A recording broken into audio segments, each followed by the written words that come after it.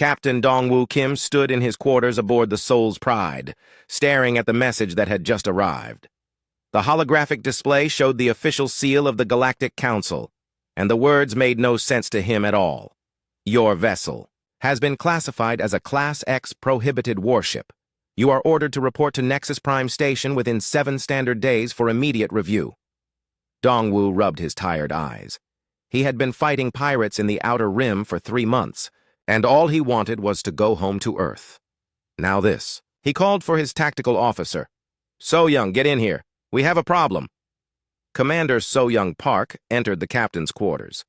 She was a small woman, but everyone on the ship knew she had the sharpest mind for battle tactics in the entire Earth Defense Force. She looked at the message and frowned. Class X prohibited? What does that even mean? She asked. I have no idea, Dongwoo replied. Have you ever heard of this before? So-young shook her head. Never. But if the Galactic Council is calling us in, it must be serious. Should I contact Admiral Lee? Yes. Get him on the comm right away. Within minutes, the face of Admiral Tae-ho Lee appeared on the main screen. The old man looked tired, and Dongwoo could see worry lines around his eyes. Admiral, we just received this message from the Galactic Council. Do you know what this is about? Admiral Lee sighed deeply. I was hoping they would contact me first, but it seems they went straight to you. Dongwoo, your ship has been banned from entering any star system controlled by the 47-member species of the Galactic Council. What? Dongwoo felt his jaw drop. Why? What did we do wrong? That's what we need to find out. Reports came in from your last battle at Kepler 442. Apparently, the way you destroyed that pirate fleet has made some people very nervous. So-young stepped forward. Sir, we just did our job. Those pirates were attacking civilian ships. We stopped them. I know, Admiral Lee said. But according to the reports, you destroyed an entire armada of 50 ships in less than 20 minutes. The aliens say that's impossible using normal weapons. Dongwoo thought back to that battle. It had been straightforward enough. The pirates had been using old ships with weak shields. His crew had simply targeted their engines and weapon systems. Nothing special about it. Admiral, we used standard tactics. Basic missile strikes and energy beams. I don't understand what the problem is. Neither do I, but the Galactic Council wants to inspect your ship. They say you're violating several warfare conventions. Which conventions? So-young asked. Admiral Lee looked at his notes. Something about excessive firepower, impossible maneuver, speeds, and... He paused. Inhumane crew efficiency. Dongwoo and So-young looked at each other. None of this made any sense. 3 days later, the Soul's Pride arrived at Nexus Prime Station. The massive space station was home to the Galactic Council, where representatives from dozens of alien species made decisions that affected the entire galaxy. As they docked, Dongwoo could see other ships moving away from them. It was as if they were afraid to get too close. Captain, So-young said, pointing at her scanner, look at this. Every ship in the area is keeping at least 10 kilometers distance from us. Why would they do that? Before So-young could answer, a message came through from station control. The voice belonged to Veltar, the current speaker of the Galactic Council. Veltar was from an insectoid species, and his voice always sounded strange to human ears. Captain Kim, you will dock at Bay 47. You and your senior officers will report to Council Chamber 1 immediately upon arrival. Do not bring any weapons. Do not bring any recording devices. Come alone except for 2 advisors. Dongwoo chose So-young and his chief engineer, Dr. Hye-jin Choi, to accompany him. Dr. Choi was a quiet woman who kept the ship's systems running perfectly. She rarely spoke unless asked a direct question, but she knew every bolt and wire on the Soul's Pride. The council chamber was huge, with seats arranged in circles that rose up like a stadium. Representatives from dozens of alien species sat looking down at the 3 humans who stood in the center. Veltar's large compound eyes focused on Dongwoo. Captain Kim, your vessel has caused great concern throughout the galaxy. We have reports that suggest your ship possesses capabilities that violate established warfare protocols. Speaker Veltar, I don't understand. We follow all Earth Defense Force regulations, and we've always respected galactic law. A large reptilian alien stood up. This was Gorth, military advisor to the warrior Bruthan Empire. His species was known for their strength and fighting skills. Captain, our sensors recorded your battle at Kepler 442. Your ship moved in ways that should be impossible. Your weapons hit targets that our best computers said could not be reached. Your crew responded to threats faster than any known species can think. Dr. Choi stepped forward. Sir, we use standard human technology. Our engines are basic fusion drives. Our weapons are simple energy beams and kinetic missiles. Nothing unusual. Gorth's yellow eyes narrowed. Simple? Your simple weapons destroyed 50 pirate ships before they could even turn to face you. Your basic engines made turns that should have torn your ship apart. So Young spoke up. We train hard and we work well together. That's all? That's all? Veltar's voice rose. Captain Kim, do you realize that your crew's reaction time is 3 times faster than the quickest species in the galaxy? Do you understand that your ship's energy output exceeds what our physics say is possible? Dongwu felt completely lost. I'm sorry, but I don't understand any of this. We're just doing our jobs the way we were trained. A tall, pale alien with large black eyes stood up. This was Yara, from a species known for their mental abilities. She could read thoughts and emotions. Speaker Veltar. I sense no deception from these humans. They truly believe they are using normal technology and normal tactics. That, said Veltar, is what makes them so dangerous. The chamber fell silent. Dongwu could feel dozens of alien eyes staring at him. Dangerous. We've never attacked anyone except pirates and criminals. We've helped rescue ships and protected trade routes. Yes, Veltar said, and you've done it so easily that it frightens everyone. Captain Kim, your ship will remain here while we conduct a full technical inspection. We need to understand exactly what makes you so efficient. Dongwu wanted to argue, but he could see there was no choice. How long will this take? As long as necessary. Until then, your ship is banned from entering any inhabited system. We're sorry, Captain, but the safety of the galaxy may depend on understanding your capabilities. As the 3 humans were escorted back to their ship, Dongwu felt confused and frustrated. All they had ever done was protect people and follow orders. Now they were being treated like some kind of threat. Captain, Dr. Choi said quietly, I think we're about to learn something very interesting about ourselves. The inspection team arrived 2 days later. Dongwu watched from the bridge as their shuttle approached the Soul's Pride. He had never seen such a strange group of aliens working together. Captain, So Young reported, the team includes a crystalline scientist, 2 amphibian engineers, 1 Nexari technical expert, and that psychic alien Yara from the council meeting. Any humans? No, sir. They specifically requested no human observers. Dr. Hyejin Choi joined them on the bridge. She looked nervous, which was unusual for her. Captain, they want to start in the engine room. They say they need to understand how our power systems work. Dongwu nodded. Take them wherever they want to go. Answer their questions honestly. We have nothing to hide. The lead inspector was named Zithak, a tall being made of what looked like living crystal. His body reflected light in strange patterns as he moved. Behind him came Commander Thex, an amphibian whose green skin glistened under the ship's lights. Dr. Choi, Zithak said in a voice that sounded like musical chimes, please show us to your main reactor. As they walked through the corridors, Dongwu noticed the aliens looking around with wide eyes. Commander Thex kept touching the walls with his webbed fingers. These materials, Thex said. What are they made of? Standard steel alloy, Doctor. Choi replied. Nothing special. We get it from Earth's mining stations. Zithak stopped walking. Steel? You build warships out of steel? Well, it's enhanced steel. We add carbon and other elements to make it stronger. The aliens looked at each other. Dongwu couldn't read their expressions, but he could tell they were surprised. In the engine room, Dr. Choi showed them the main reactor. It was a large cylinder that hummed quietly, providing power for the entire ship. This is a fusion reactor, she explained. We combine hydrogen atoms to create energy. The magnetic fields contain the reaction, and we use the heat to generate electricity. Zithak's crystal body began glowing brighter.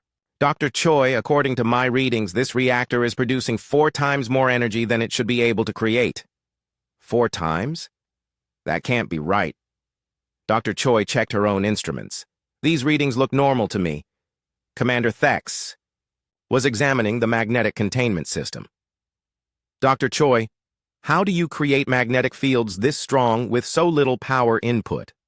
Little power? We use 12% of the reactor's output to maintain containment. That's standard. Standard?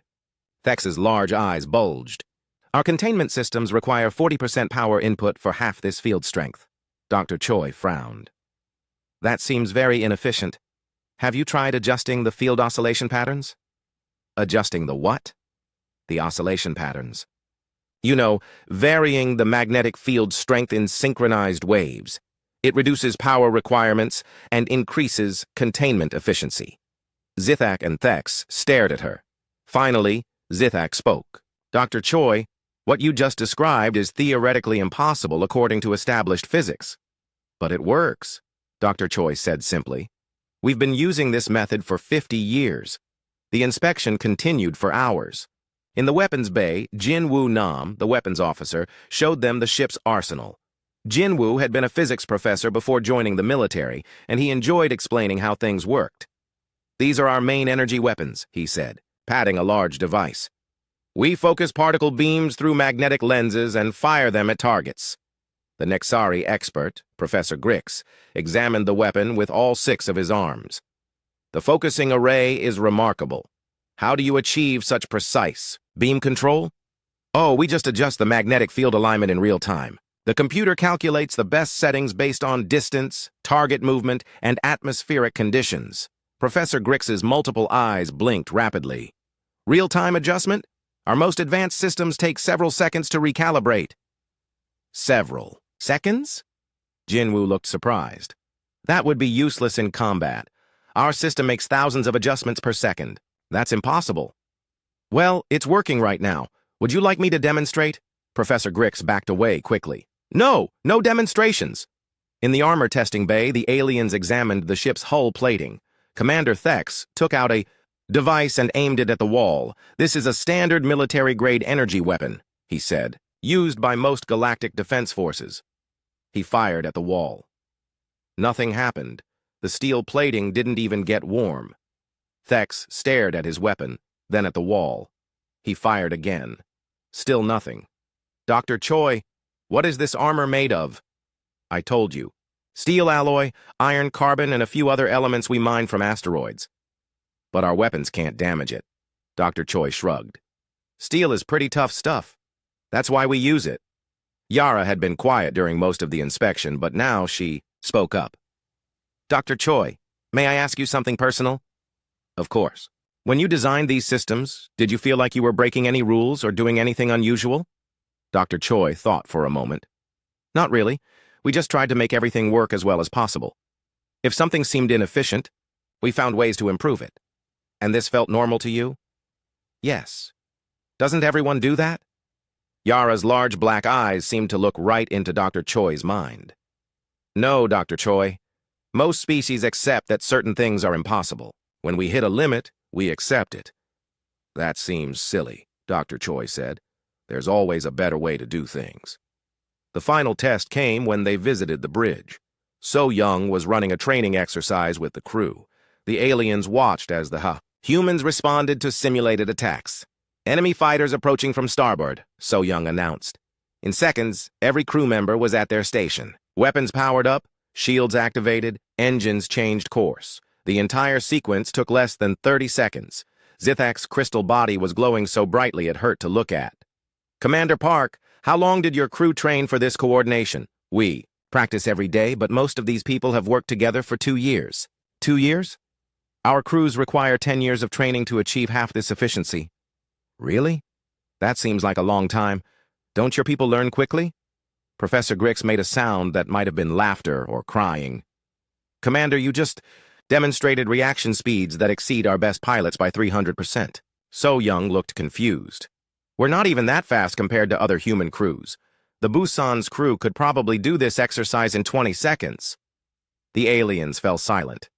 Finally, Yara spoke. Captain Kim, we need to speak with you privately. In the captain's quarters, the inspection team sat around the table. They all looked shaken. Captain, Zithak began, we need to ask you a direct question. Are you aware that your technology violates several fundamental laws of physics? What do you mean?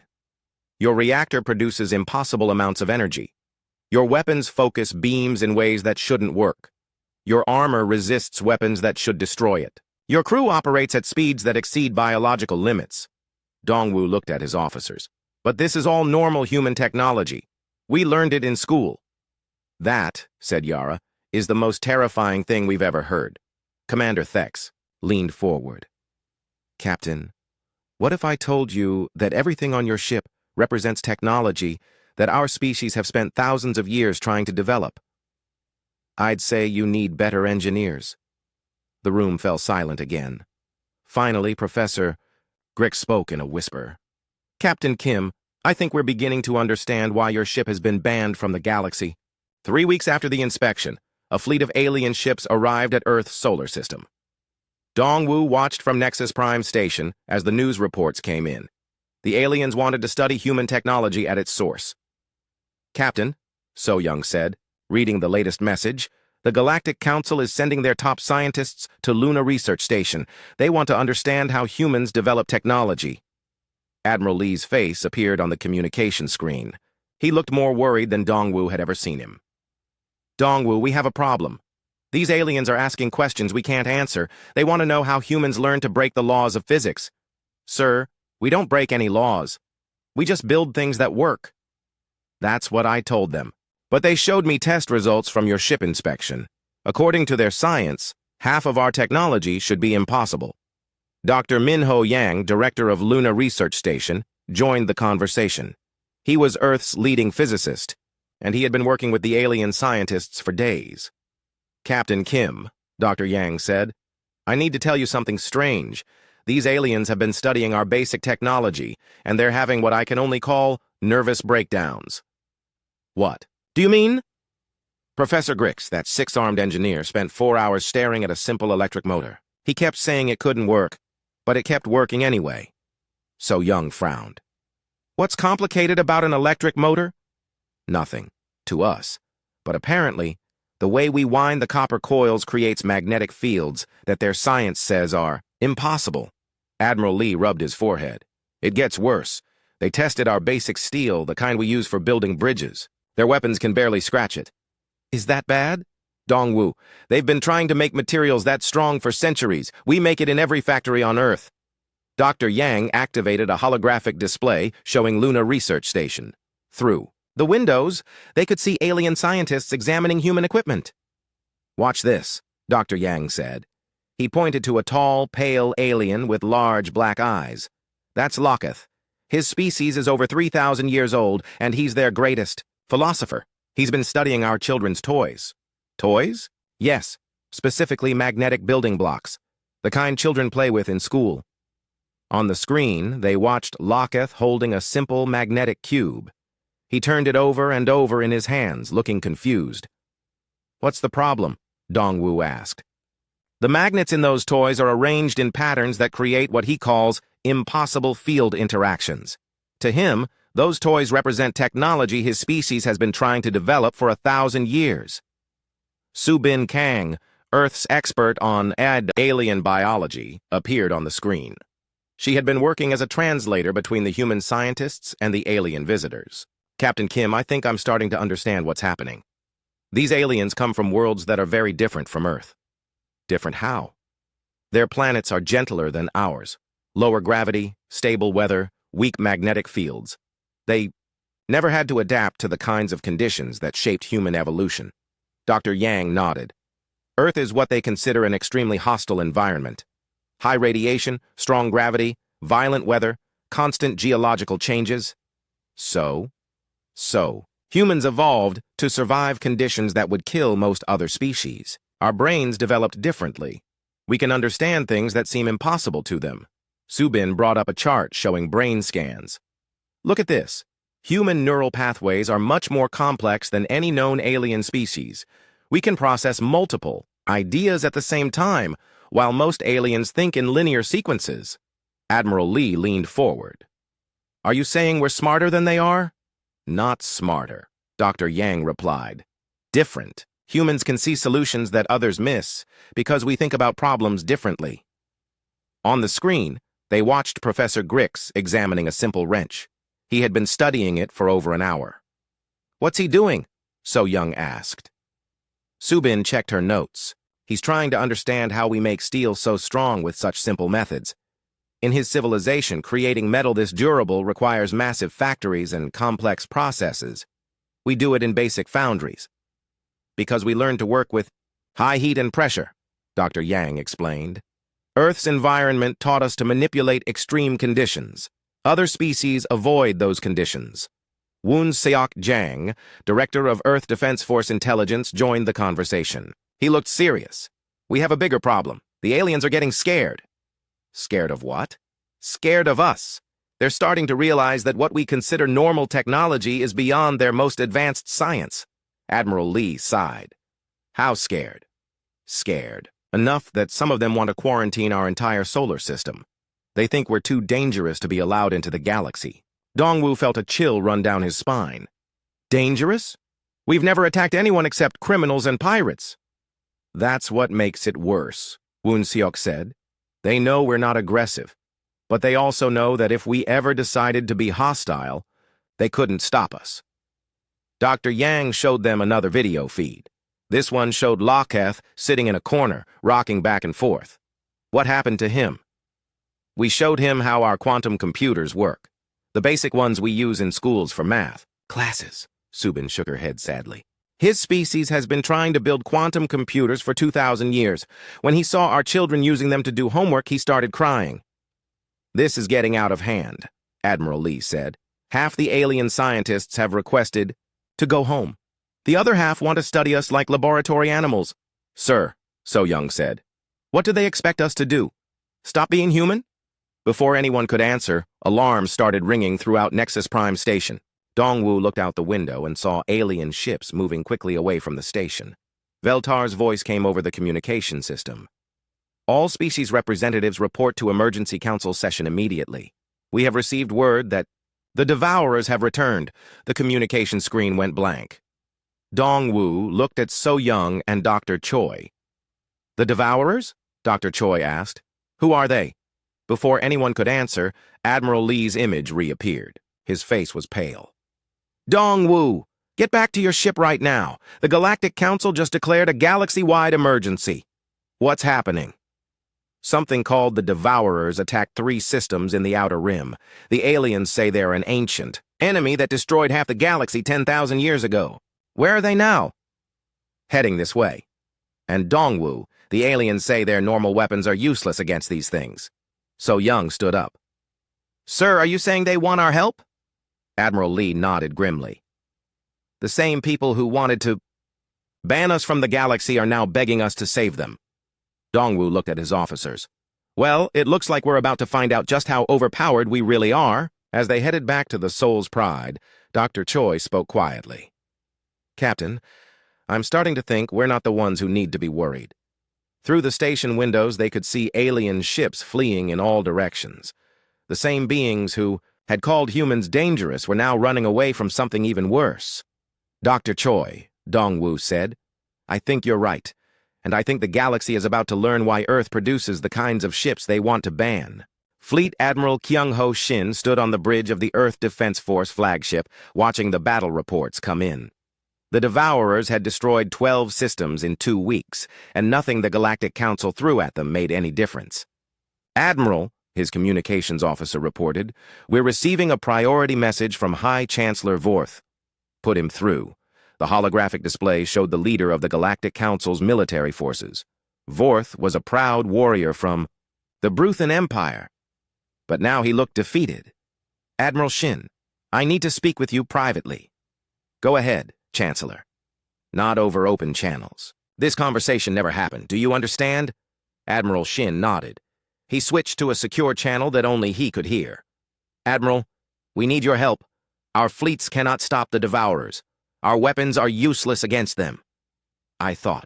The Galactic Council considered human ships too dangerous to be allowed in your space. We were fools. We banned you because we were afraid of what you could do. Now we're facing something that makes your capabilities seem small." Admiral Shin looked at his tactical display. The Devourers were moving through the galaxy like a plague, destroying everything in their path. What exactly are these Devourers? Ancient machines. They appeared 10,000 years ago and nearly wiped out all life in the galaxy. We thought they were gone forever. How did you stop them before? Forth was quiet for a long moment. We didn't stop them. They just left. We never knew why. And now they're back. Yes. And Admiral, they've learned from their previous visit. Our weapons that worked 10,000 years ago don't work now. Admiral Shin considered this. Chancellor, what makes you think human weapons will work any better? Because your weapons are completely different from ours. The Devourers adapted to defend against energy beams and plasma weapons. You use kinetic weapons and technologies we don't understand. We use what works. That's exactly what we're hoping for. Admiral Shin made his decision. How many ships do you need? As many as you can spare. And Admiral, please hurry. They'll reach the core systems in 6 days. Captain Yunji Bei was in her fighter when the call came. She led Phoenix Squadron, 12 of the fastest pilots in the Earth Defense Force. They were patrolling the outer rim when Admiral Shin contacted them directly. Captain Bei, how quickly can you get to the Theta 7 system? Yunji checked her navigation computer. 2 hours at maximum speed, sir. Do it. Intelligence reports say a Devourer scouting fleet is there. I need to know what we're facing. Understood, sir. Should we engage? Only if you have a clear advantage. Your primary mission is information gathering. Phoenix Squadron jumped to hyperspace immediately. When they arrived at Theta 7, they found a battle in progress. 3 Galactic Council fleets were attacking a group of dark, angular ships that looked nothing like any technology Yunji had ever seen. Phoenix Leader to Phoenix Squadron, spread out and observe. Record everything. Through her cockpit window, Yunji watched the alien fleets firing their most powerful weapons at the Devourer ships. The energy beams and plasma bolts hit their targets perfectly, but they seemed to have no effect at all. Phoenix 2 to Phoenix Leader, those enemy shields are adapting to every weapon they use. I see it. Phoenix 3, try a missile lock. Lock. Achieved. These things aren't even trying to avoid our targeting systems. Why would they? Yunji muttered. They probably don't think our primitive kinetic weapons are a threat. She watched as the Galactic Council ships were systematically destroyed. Their advanced energy weapons were useless, and their crews were not trained for the kind of close combat fighting that might work against adaptive shields. Phoenix Leader to all units, let's show them what human pilots can do. Attack pattern. Delta. The 12 human fighters dove toward the Devourer fleet.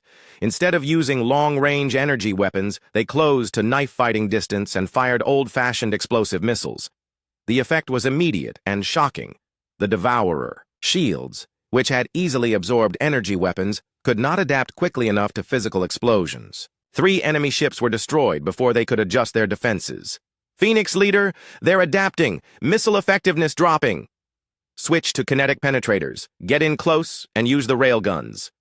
Yunji's fighter screamed past a Devourer ship, firing solid metal slugs at incredible velocity. The kinetic rounds punched through the enemy hull like it was made of paper. Phoenix Squadron, this is Admiral Shin. What's your status? Admiral, we've destroyed half their scouting fleet. These things can't adapt to kinetic weapons as easily as energy weapons. Outstanding. Return to base immediately. We have a galaxy to save. Meanwhile, Rian Zhou was setting up field hospitals on 3 different worlds. Rian had started as a combat medic, but her quick thinking and tactical genius had made her one of Earth's most valuable military advisors. Dr. Zhou, called Commander Thex, the amphibian engineer who had inspected the Soul's Pride.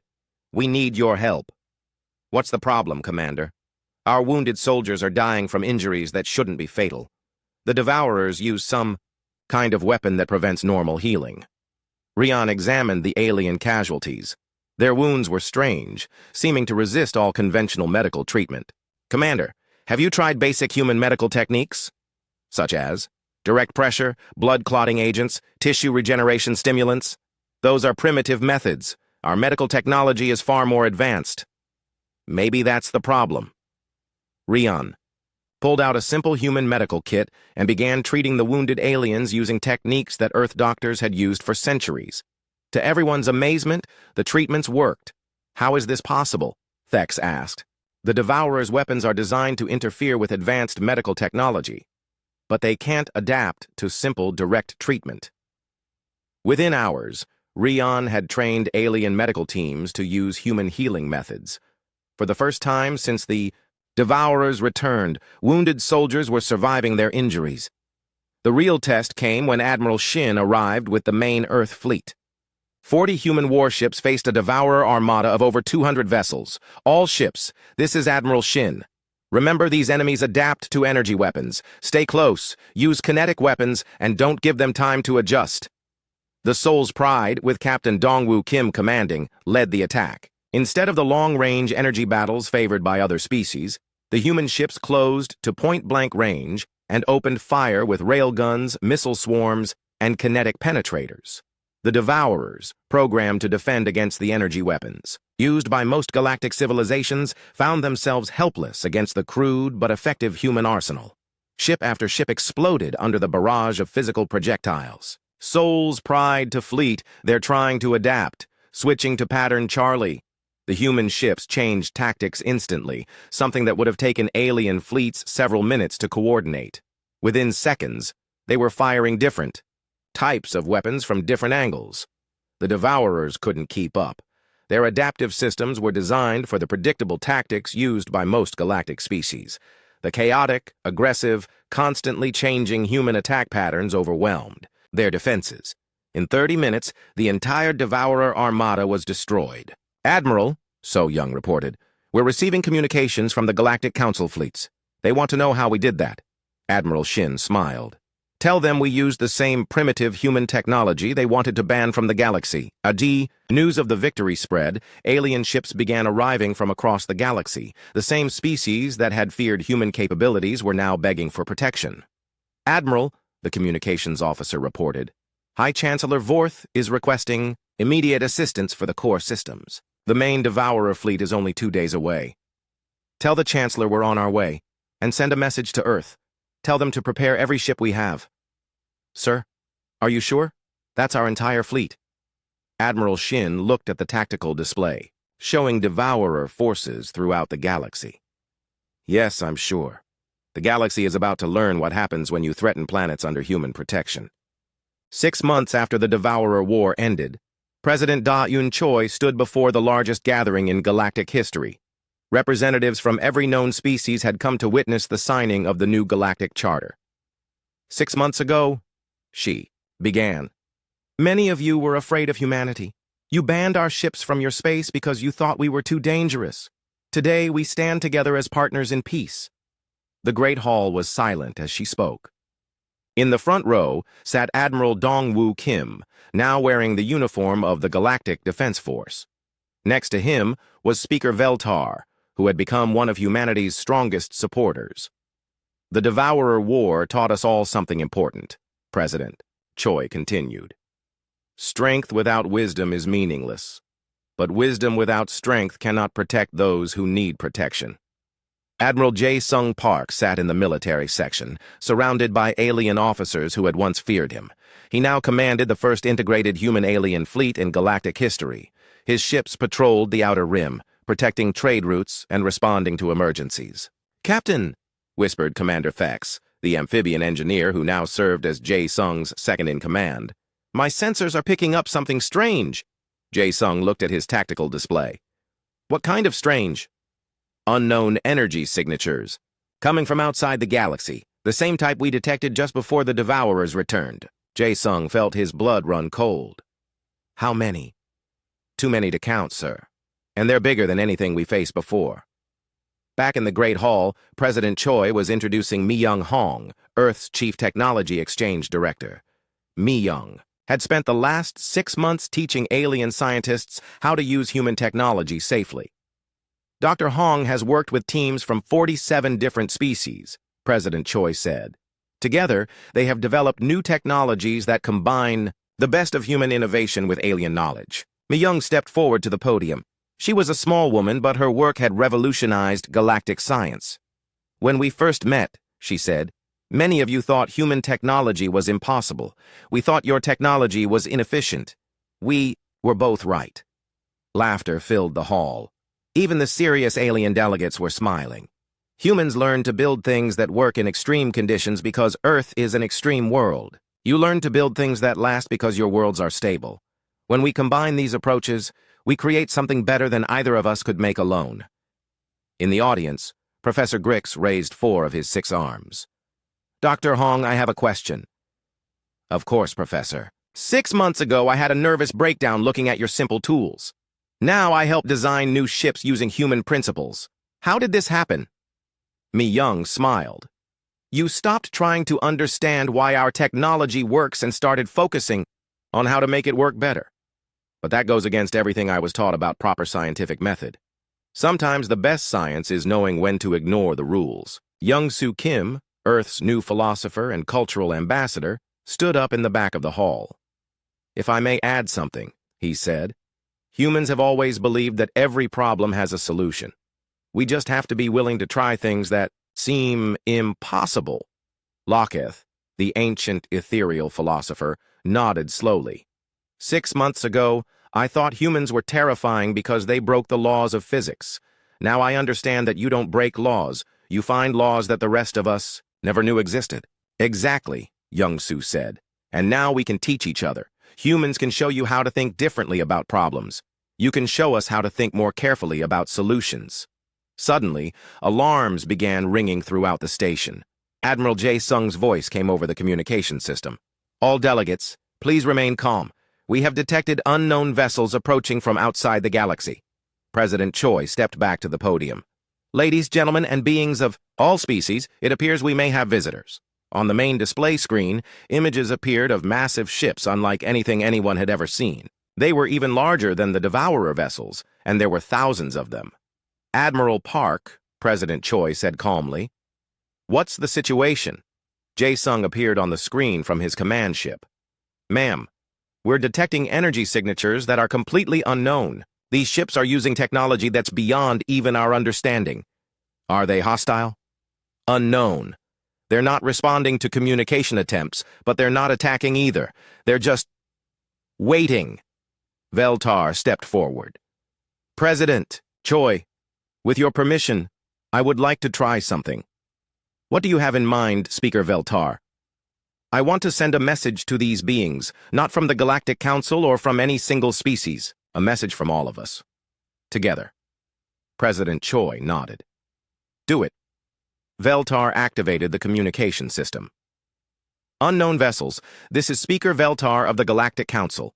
We speak for 47 species and 4 billion inhabited worlds. We do not know who you are or why you have come, but we welcome you in peace. For long minutes, there was no response. Then, a voice filled the hall. It was unlike any sound they had ever heard. Not quite mechanical, not quite organic. We are the Watchers. We have observed this galaxy for 1 million years. We have seen species rise and fall. We have seen wars and peace, creation and destruction. Why have you revealed yourselves now? Veltar asked. Because something has changed. For the first time in our long watch, we have seen a species that protects others not from obligation but from choice. We have seen beings who share their strength freely and ask for nothing in return. President Choi stepped forward. You're talking about humanity. We are talking about all of you. The humans showed you how to be strong. You showed them how to be wise. Together you have become something new. Admiral Dongwu stood up. What do you want from us? Nothing. We came to offer you something. Beyond this galaxy lie countless others. Some are at peace, some are at war. Some face threats they cannot handle alone. The meaning was clear. Young-Soo Kim voiced what everyone was thinking. You want us to help them. We want to give you the choice. The galaxy has protectors now. Real protectors who fight not for conquest, but for peace. The universe has need of such beings. President Choi looked around the hall at the faces of dozens of different species. Humans and aliens who had once feared each other now stood together as friends. We need time to discuss this. Of course. We will wait. We have waited this long for someone worthy of this responsibility. We can wait a little longer. The Watcher ships moved to a safe distance and waited silently. In the hours that followed, delegates from every species debated the offer. Some were excited by the possibility of exploring new galaxies. Others were worried about taking on such a huge responsibility. Finally, Admiral Dongwu spoke for all of them. 6 months ago, we were fighting each other. Humans were banned from the galaxy because we were too different, too dangerous. He looked at his alien friends and colleagues. Today, we're being invited to protect the entire universe, not because we're human or alien, but because we learned to work together. So, what's your answer? President Choi asked. Dongwu smiled. I think we should do what humans always do when someone needs help. Which is, we help them. The vote was unanimous. 2 weeks later, the Soul's Pride led a fleet of ships toward the edge of the galaxy. The fleet included vessels from every member species, crewed by beings who had once been enemies. Captain So-Young Park, now Admiral Park's second-in-command on the Soul's Pride, looked at her mixed crew of humans and aliens working together. Perfectly. Captain, she said to Dongwu, remember when we thought being banned from the galaxy was a problem? Dongwu laughed. Now we're responsible for protecting the universe. I'm not sure if that's better or worse. It's definitely more interesting. Dr. Hai-Jin Choi, now chief engineer of the entire Galactic Defense Force, joined them on the bridge. Captains, I've been thinking about something the Watchers said. What's that? They said they've been watching us for 1,000,000 years. That means they saw us when we were primitive. They watched us develop all the technology that other species thought was impossible. And I think they always knew we were special. They were just waiting for the rest of the galaxy to figure it out. As the fleet jumped to hyperspace, heading for their first mission in another galaxy, Dongwu thought about how much had changed. 6 months ago, humans had been banned from galactic space for being too dangerous. Now they were leading a universal peacekeeping force. Admiral, So-Young said, reading the mission briefings, our first assignment is a galaxy where 2 species have been at war for 10,000 years. Neither side can defeat the other, but neither will make peace. Sounds familiar, Dongwu said. Any idea how we should handle it? Same way we always do. Show them there's a better way. Through the view screen, they could see the swirling lights of an unknown galaxy ahead of them. Somewhere in that galaxy, people needed help, and for the first time in universal history, help was on the way. The Soul's Pride, once banned as the most overpowered warship in the galaxy, was now the flagship of hope for the entire universe. And somehow, that felt exactly right.